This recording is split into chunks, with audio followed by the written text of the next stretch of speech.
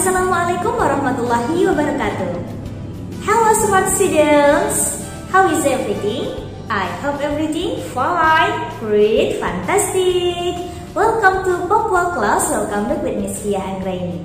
Today I would like to deliver the material about science. But before we start our lesson today, let's pray together. Pray begin. Bismillahirrahmanirrahim. Alhamdulillahi Rabbil Alamin.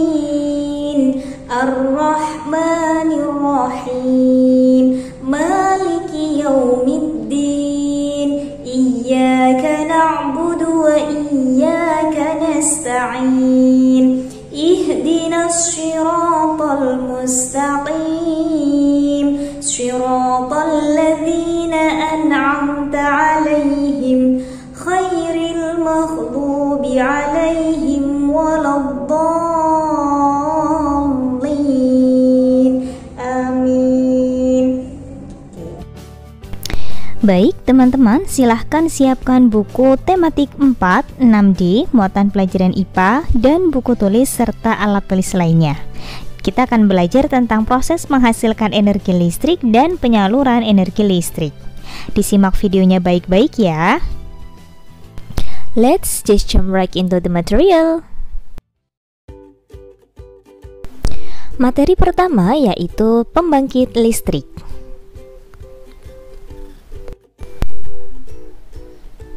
Pembangkit tenaga listrik berfungsi membangkitkan energi listrik melalui berbagai macam pembangkit tenaga listrik. Pada pembangkit tenaga listrik, sumber-sumber energi dari alam diubah menjadi energi mekanis dalam bentuk kecepatan atau putaran. Selanjutnya, energi mekanis tersebut diubah menjadi energi listrik oleh generator. Skemanya seperti berikut: sumber energi, kemudian menggerakkan turbin, berubah menjadi energi mekanis. Energi mekanis diubah menjadi energi listrik oleh generator.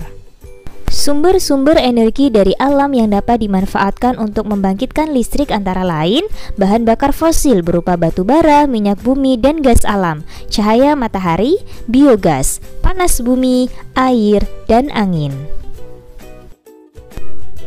Beberapa contoh pembangkit tenaga listrik antara lain: yang pertama, pembangkit listrik tenaga air disingkat PLTA, pembangkit listrik tenaga uap PLTU, pembangkit listrik tenaga diesel PLTD, pembangkit listrik tenaga biomasa PLTBio, pembangkit listrik tenaga surya PLTS, pembangkit listrik tenaga panas bumi PLPTB.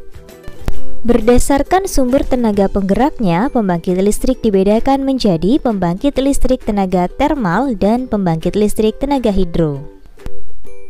Pembangkit listrik tenaga termal. Pembangkit listrik tenaga termal adalah pembangkit listrik yang dapat mengubah energi panas menjadi energi listrik.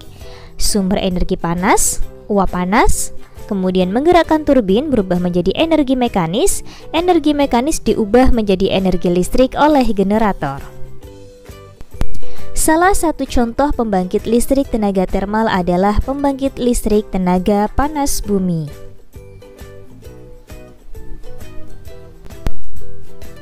Next, energi panas bumi. Energi panas bumi berasal dari dalam bumi berupa uap panas yang dapat digunakan untuk membangkitkan listrik. Energi panas bumi dapat dimanfaatkan dengan cara membangun pembangkit listrik yang menggunakan turbin atau generator. Bagaimana cara kerja pembangkit listrik energi panas bumi?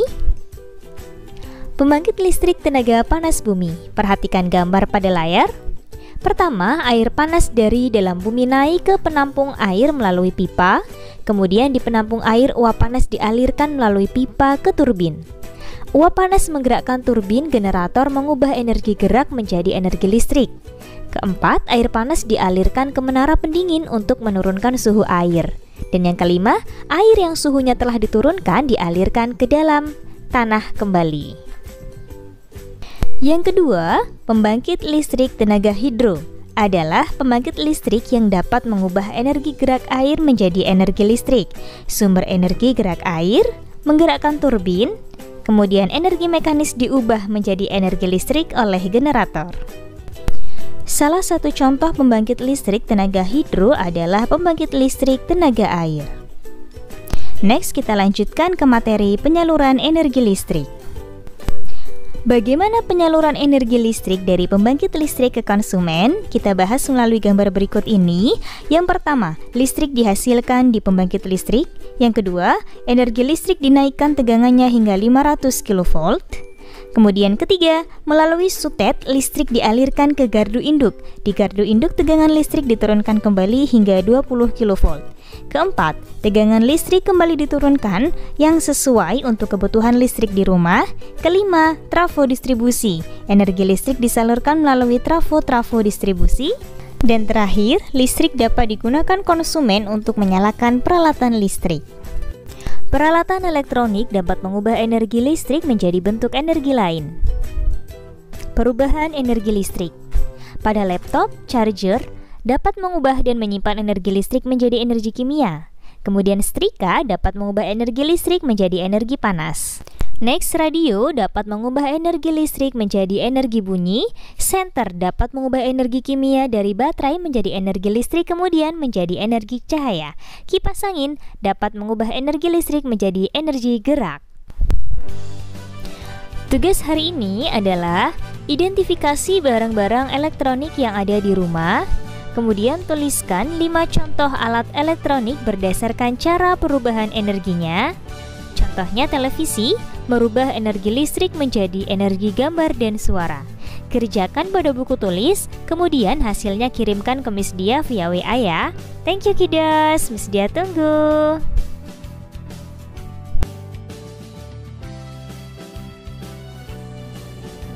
So, that's all that we have discussed. We are going to continue again to the next meeting, to the next part.